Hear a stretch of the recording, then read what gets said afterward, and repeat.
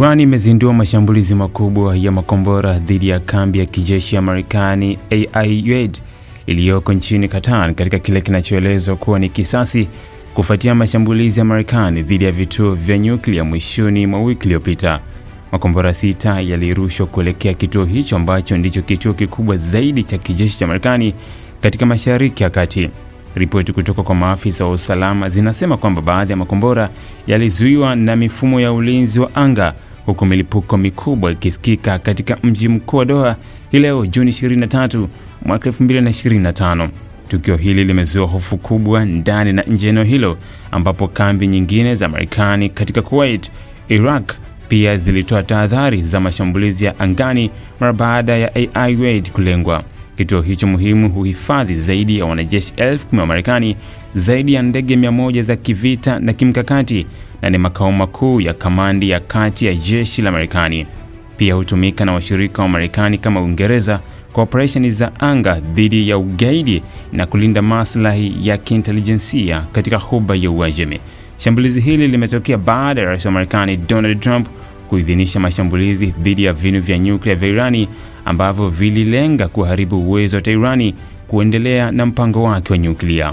Hili linakuja saa chache tu baada ya Israel kufanya mashambulizi ya awali dhidi ya maeneo hayo, jambo ambalo Irani inaliona kama hujuma pamoja na Marekani na washirika wake.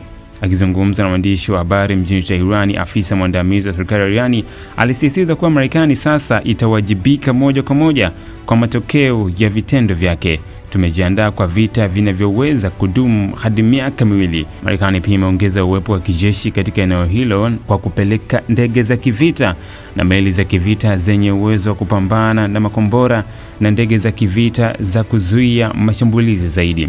Wakati huo ujumbe wa Irani katika Umoja wa Mataifa umetangaza kuwa Marekani, Israel, Uingereza, Ufaransa na hata mkurugenzi mkuu wa shirika la kimataifa la nishati ya atomic watawajibika moja kwa moja kwa vifo vya raia wasiokuwa na hatia nchini Irani. Kauli hii inaonyesha kuwa Irani inapanua wigo wa lawama na kuonyesha wazi kuwa mzozo huu unaweza kuvuka mipaka ya eneo hilo na kuhusisha mataifa makubwa ya Magharibi.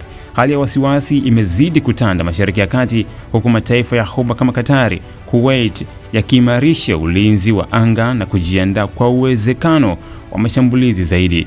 Jumuiya ya kimataifa ikiwemo Umoja wa Mataifa na Umoja wa Ulaya imeanza kutoa wito wa kupunguza mvutano na kuanzisha mazungumzo ya haraka ili kuepusha vita kamili. Kwa sasa macho yote yapo katika hatua zitakazochukuliwa na Marekani na iwapo Irani itaendelea na mashambulizi yake dhidi ya maslahi ya Marekani katika eneo hilo. Mashambulizi haya yanaweza kuwa mwanzo wa mzozo mkubwa wa kijeshi ambao unaweza kuathiri si tu eneo la Mashariki ya Kati bali pia usalama wa kimataifa, masoko ya nishati na uhusiano ya kidiplomasia kati ya mataifa makubwa duniani. Wakati hali ikiendelea kubadilika kila saa, dunia nzima inasubiri kwa tahadhari kile kitakachofuata.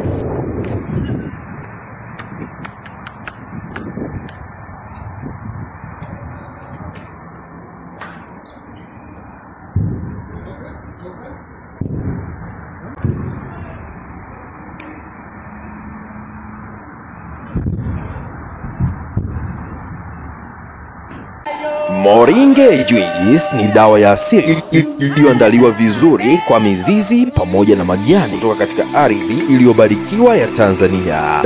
Dawa ya Moringe Juice ipo katika mfumo wa kimiminika ulioandaliwa na wataalamu wa kuandaa tiba asili kutoka Dr. Rose Changa Herbalist African Company. Kila aliyetumia dawa hii ameshuhudia kupona kwa muda mfupi, hasa kwenye kuongeza kinga za mwili. Watu wa HIV mpaka na mshangaa Mungu wengi. Kuna baba mmoja ana wake 5 walikuwa HIV positive. Alivyonitumia majibu ya juzi, nikaona mstari tu moja na watoto. Walikuwa positive wakawa negative. Mstari huu mmoja. Kama kuna dada moja amenitumia message, mama nimepata negative, nikamwambia haya nenda kwa daktari wako aliyekuwa anakupa aende akathibitishe. Na dawa zangu zimesajiliwa na nimefuata serikali jinsi inavyotaka. Kwa mawasiliano zaidi piga namba 0711 903 060.